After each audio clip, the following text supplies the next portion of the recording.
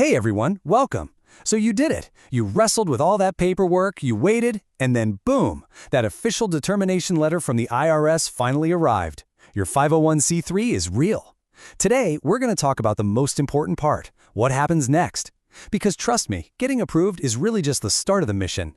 So right now, you're probably feeling this huge sense of relief and accomplishment. And you absolutely should. But there's always that big question that pops into every new founder's head. Is the hard part over? Am I good to go now? Well, the short answer is not quite.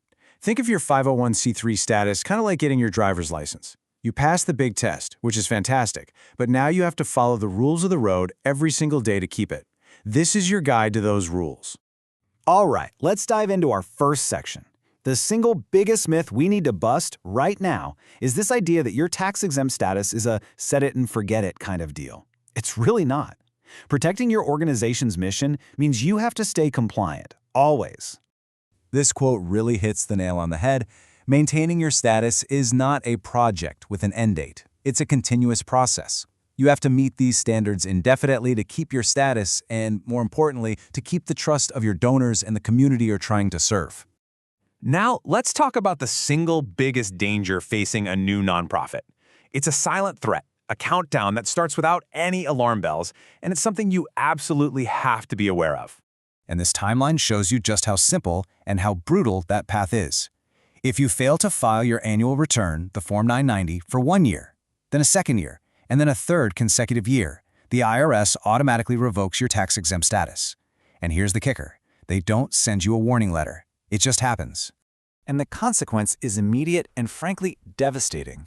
Your organization is literally erased from the IRS's official database.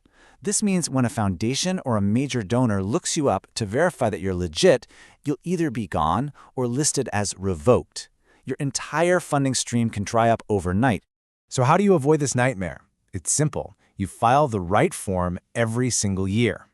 Let's just break this down real quick.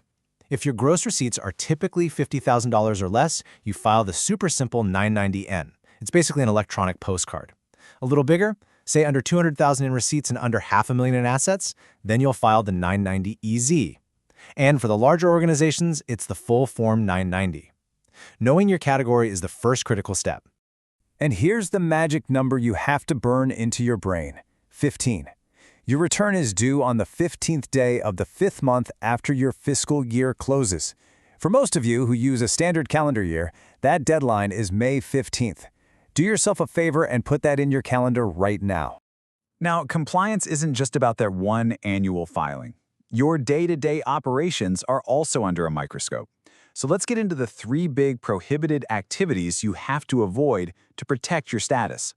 First, you have to understand this critical difference. On one side, you have lobbying. That's trying to influence legislation. You can do a limited amount of that. It just can't be a substantial part of what you do. But on the other side, there's political campaign intervention. That means supporting or opposing a candidate for public office. And this is absolutely 100% prohibited.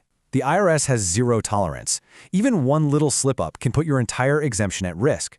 The second major don't is something called private inurement. It's a fancy term, but in simple language, it means self-dealing. It means the organization's assets can't be used to improperly enrich an insider. So for example, you can't pay your founder a salary that's wildly above the market rate, or sell organization property to a board member for a buck. Any money paid out has to be reasonable, and it has to be for services that were actually performed. So how do you stop this from happening?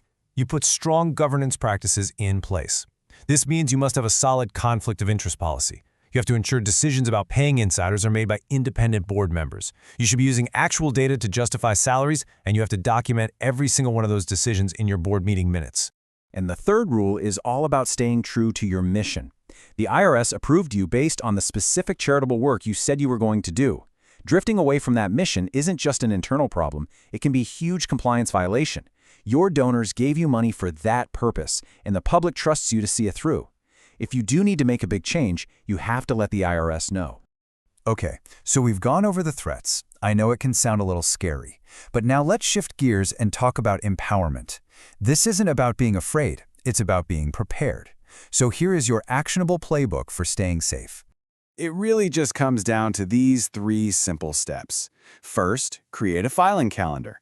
Put all your deadlines in there with reminders so you never ever miss that Form 990 deadline. Second, document everything. Board meetings, financial decisions, new policies. If it's not written down, it didn't happen. And third, you have to actively monitor your own public status. This right here is a core mindset shift. You can't just hope you're in compliance or assume that no news from the IRS is good news. You have to be proactive. You have to check for yourself. So how do you actually do that? Here's a super practical checklist you can start using today. At least once a quarter, go to the IRS's website and use their tax-exempt organization search tool. People call it TEOS. Look up your own organization. Make sure your status is listed as active.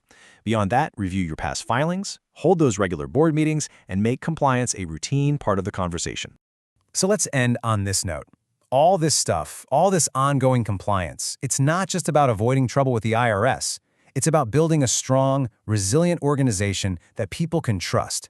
It's about ensuring you can serve your mission for years to come. So the real question isn't just about being compliant. It's about whether you're building your organization to last.